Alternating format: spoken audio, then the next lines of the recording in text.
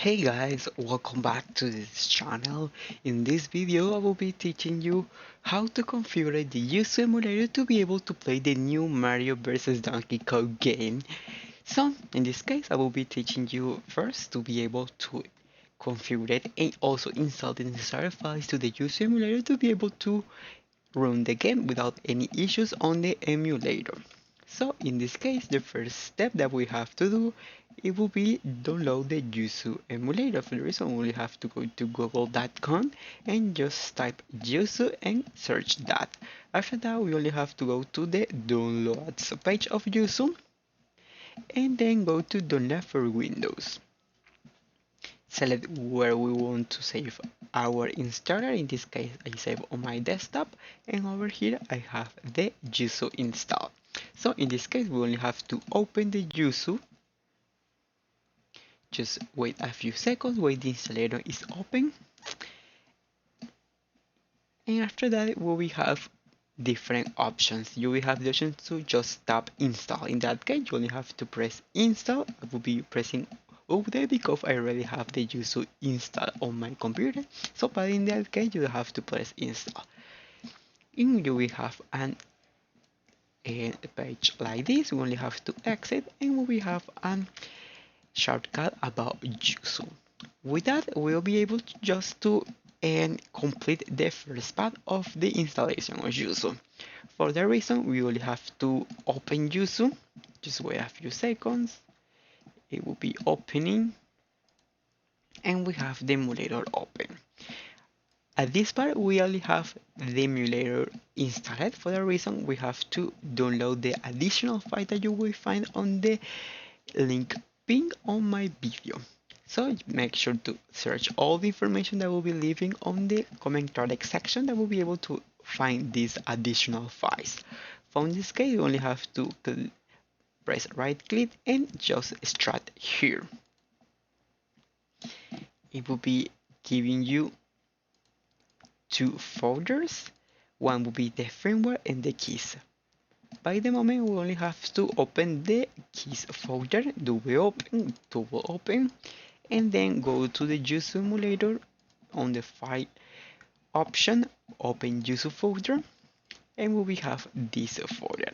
We only have to go to key folder and just copy the two files that we have on our keys folder that just downloaded. Replace the files if it asks you to replace, and that be all. We have the keys installed. And we have to install the firmware to be able to have the Yuzu run without any issues. For the reason, go again to the file option, open Yuzu folder, and then we have to go to the NAND folder, to the system folder, to contents, the register here, and we have to go to our firmware folder that we just downloaded, copy all the files, and then paste on this folder of Yuzu. It will be asked again to replace all the files. We just press replace, and we have our firmware updated. So in this case, we have all the files necessary to be able to open the Yuzu without any issues. For the reason, the next step just will be configure the emulator to be able to run without any issues the game. So in this case, we have to go to the emulation option and then select configure. It will be showing a page like this. We have right away to go to CPU and accuracy, left and auto, go to graphics part, make sure that is set on Vulkan if you have a new graphics card like NVIDIA or AMD. If you have an old graphics card that do not support Vulkan, make sure to select OpenGL. After that, we have to select in the coding method GPU. I recommend to turn off the VSync because they will give you low FPS. And emulation process, we have to select GPU video decoding as a default, and full screen mode, I prefer to use borderless without, and aspect ratio, prefer to leave this on auto to be able to have the correct settings. So after that, we have to make sure to select the correct resolution configuration. In this case, I will be using 2x to be able to have better graphics. But if you have a low profile graphics card or a low graphics card, I recommend to use 1x or lower resolution to have better performance. In Windows adapting filter, I always recommend to use Fidelity FX Super Resolution and Anti-Aliasing FXAA. And for sharpness, I always use an 80%. After that, we have to go to Advanced and make sure that the accuracy level is set to high, and as film threading is 16x, and recompression method uncompress. After that, make sure if you have Vulkan activated, make sure that this one, and this one are turned on. If you have OpenGL, make sure to turn off the options that just mentioned to you.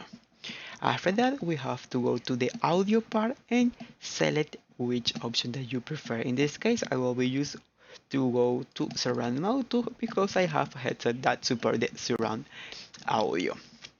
After that, in control option, we can configure the list as you want. In this case, you can use your keyboard as the app shows us, or you can use an Xbox controller or PS5 controller or PS4. In this case, I will be using an Xbox One controller that will be shown here. It also configured automatically without any issues.